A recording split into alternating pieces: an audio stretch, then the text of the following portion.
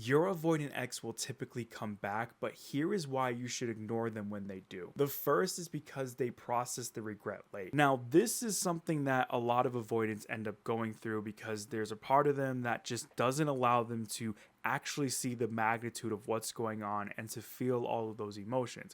And there are some cases where you can have some sympathy for this person and, work with them and all these different things. But we're not looking at it from that standpoint. We're looking at it from the person who has waited months, even years to reach out to you and to act as if you just recently broke up. And this becomes so very confusing for a lot of people because they're like, where did this come from? This should be something that was experienced when we first broke up, not months or years out from there. And typically that avoidant expects you to just take them back and want to work things out, and they act as if they didn't wait all this time between when the breakup happened and they were acting like nothing was wrong and they were fine and all these other things until now, where you have for the most part probably moved on already. They essentially did not take it serious when you guys broke up, and they didn't allow themselves to naturally feel the emotions that someone would normally go through when breaking up with someone. So this is an area where they missed out, right? This is on them.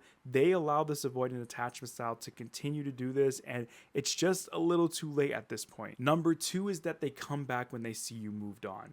This is an important thing that you need to realize because this tends to be a lot of what you see an avoidant coming back with, because they start to realize that you are not available anymore, right? They realize that they can't just come back to you and tell you this sob story to loop you back into their avoidant cycle again, and they know that it's not going to work anymore. So they panic in a sense when they see you moving on, right? They don't want to see you happy with somebody else because that's going to prove to them that they were the problem all along, which we all, for the most part, know that that's what's going on here, but they don't want to accept that, right? Because they have always convinced themselves that it's everyone else, it's not them, and they are justified for being this way because it's not them, it's everyone else. Which leads perfectly into reason number three, and that is they come back because they think they can. This is a lot to do with them feeling like you are always going to be available for them. The reason why they feel this way is because they have taken some type of validation in the sense of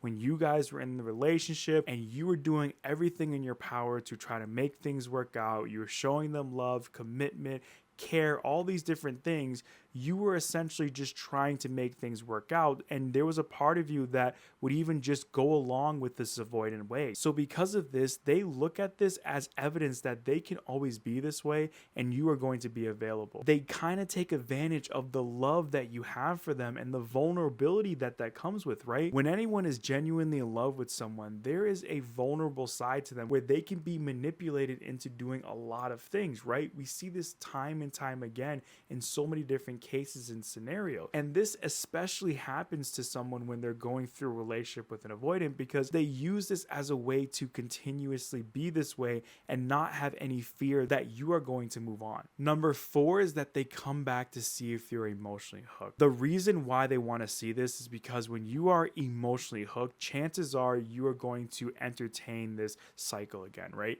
You're going to naturally just flock to them and want to try to work things out, and you'll be blinded by the potential of things working out that you don't really see how this is going to just be another cycle.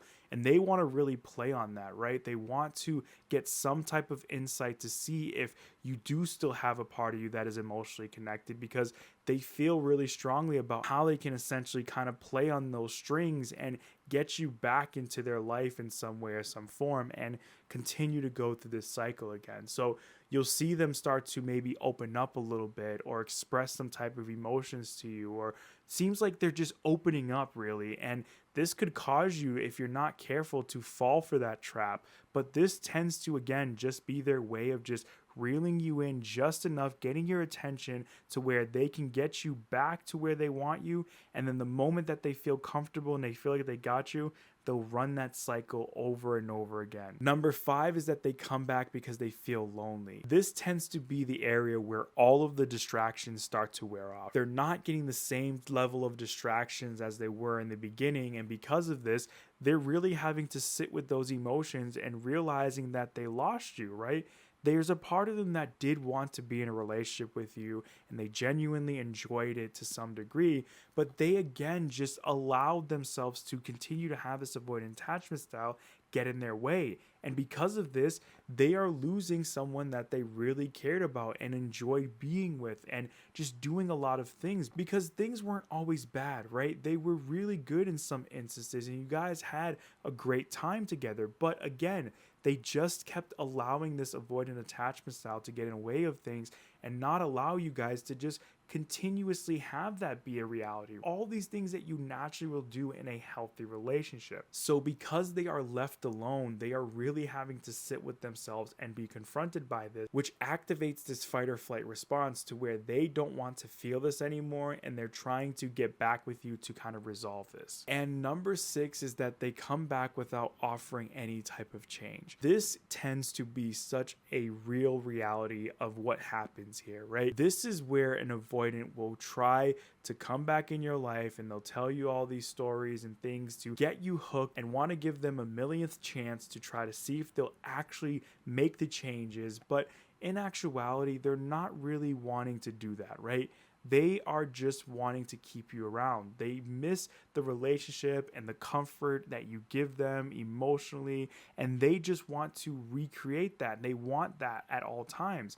But again, this isn't them just trying to do the next step, and that is to try to work through this avoidant attachment style so that you guys can actually have that, right? They're going to get to a point where they're going to feel comfortable again and that you are going to always be there for them, and you're going to say something naturally to open up or express emotions, or maybe there's conflict that you guys still need to resolve so that you can move on and have a healthy relationship. And the moment that they feel that pressure again and feel that vulnerability, they're going to pull away. And this is going to run that cycle over and over again. Like I mentioned earlier in this video, they're really good at making you believe that they've made changes, because when they get hit with these emotions, they get hit hard, right? Because they don't address it when it first happens. They let this store up and bottle up. And when they get to that realization that they could lose you, or they start to feel the negative effects, it bursts and it becomes this highly elevated experience that they're having. And it becomes this fight or flight response to where they rather just try to convince you that they want you back in their life, and they get desperate and they do all these things to convince you of this.